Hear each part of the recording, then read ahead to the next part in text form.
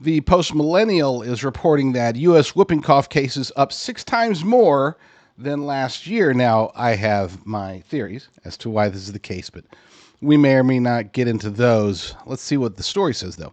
Just as cold and flu can spread easily during the Christmas season, so can whooping cough, which has hit 6 times as many people in 2024 than it did in 2023.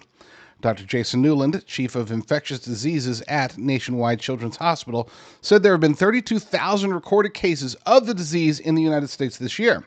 The outlet also cited data from the Centers for Disease Control and Prevention. Now, I, for one, have noticed more people getting sick. I don't know if you've noticed this, but really, not even since COVID was there this much sickness during the winter season. We can go look at 2021, and it was challenging to tell because we were still in the middle of the pandemic, right? But then by 2022, things started seeming like they were getting better. 2023 started seeing, I would say, a little bit of an uptick in illnesses, sicknesses.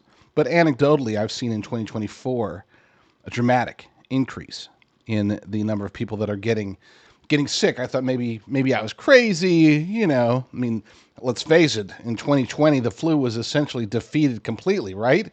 There was like what, eight diagnoses of flu, and yet here we are today, and I can't turn the corner without hearing about somebody around me who is getting a flu or a cold or the whooping cough or something.